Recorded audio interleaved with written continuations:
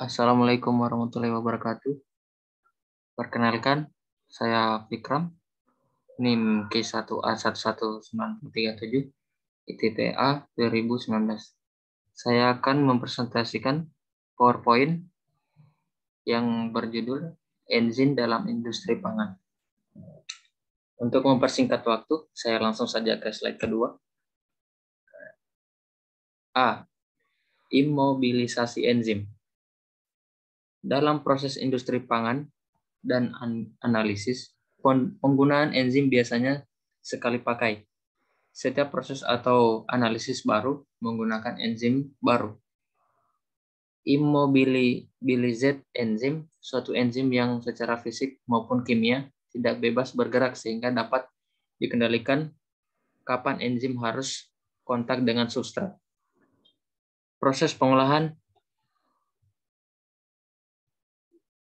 1. Sistem batch. 2. Sistem kontinu. Contoh, larutan pati dialirkan melalui kolom yang berisi immobilized amilase untuk mendapatkan sirup maltosa, glukosa. Contoh 2. Laktosa dialirkan melalui kolom yang mengandung immobilized laktase untuk mendapatkan sirup glukosa dan laktosa. Slide ketiga. Cara membuat immobilized enzim. 1. Cara fisik. Enzim diserap dan diperangkap dalam satu gel. Kedua, enzim dimasukkan ke dalam kapsul mikro. Enzim dibungkus kapsul semi-permeable.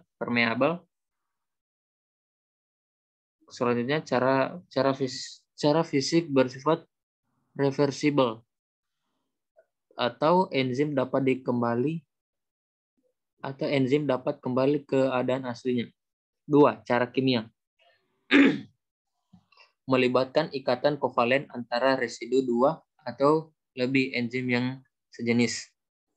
Bersifat irreversible.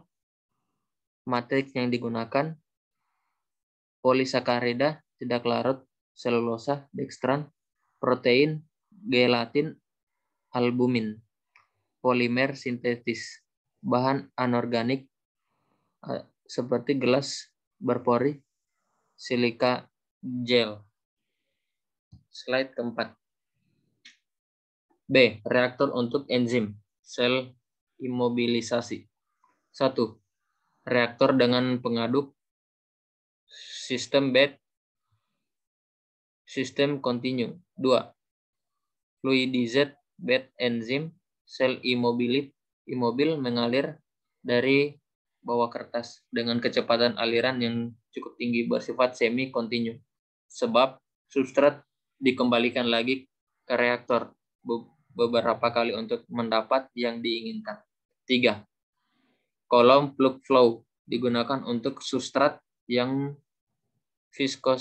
viskositas rendah dan kelarutan tinggi untuk cegah penyumbatan. Slide selanjutnya, C. Aplikasi enzim sel imobilisasi dalam industri pangan.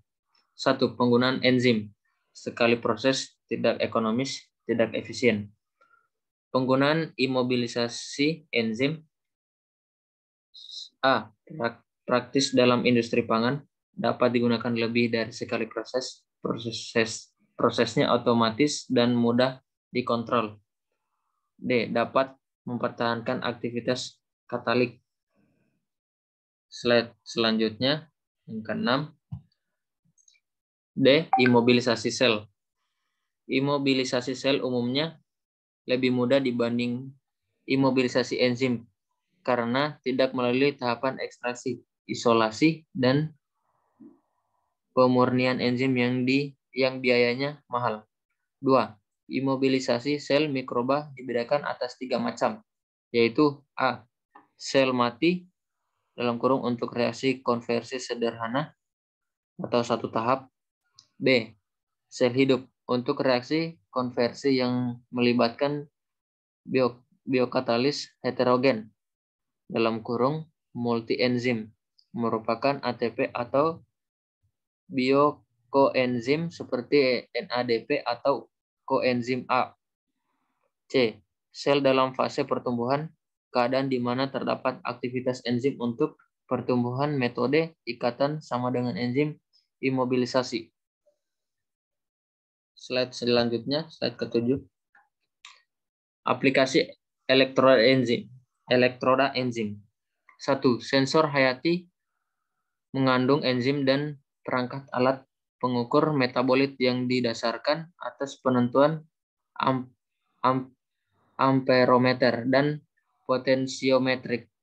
2. Perangkat elektroda sel bakar, elektroda sel aktif bagi ion karbon dioksida, oksigen, amonia, atau senyawa kimia lainnya.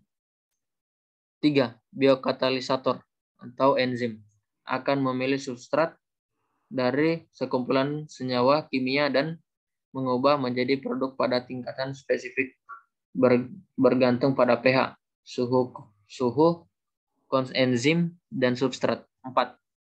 Produk yang dihasilkan dapat diubah oleh enzim lain. Dalam kurung produk jadi substrat bagi enzim lain.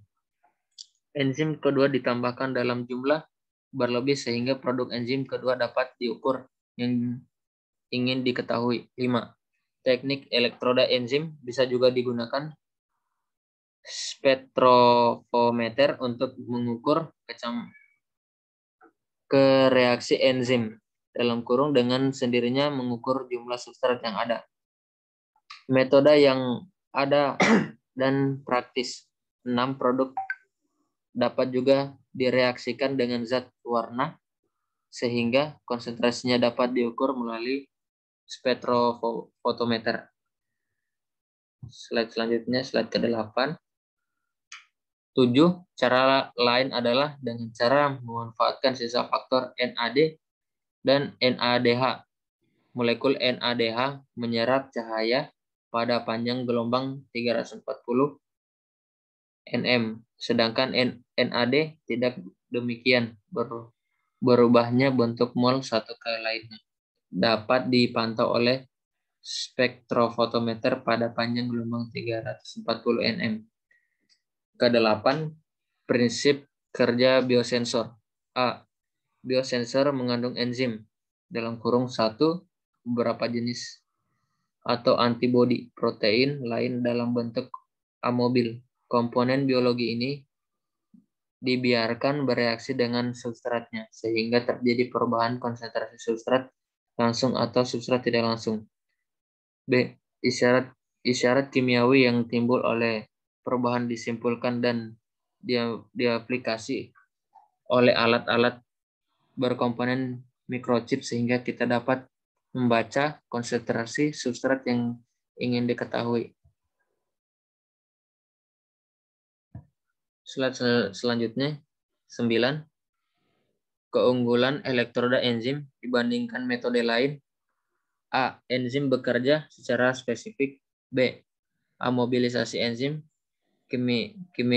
kimiawi menghasilkan enzim yang lebih stabil, bisa dipakai berulang-ulang dan kontinu. C. Bisa diaplikasikan pada media hayati sehingga akan meniadakan pekerjaan penyiapan, contoh ekstraksi, dialisis, dan lain-lain yang akan diukur pada metode lain. 10. Hambatan aplikasi praktis prosedur yang secara teoritis memungkinkan untuk dilakukan.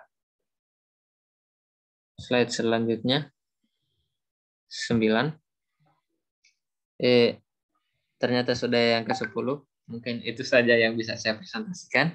Terima kasih. Wassalamualaikum warahmatullahi wabarakatuh.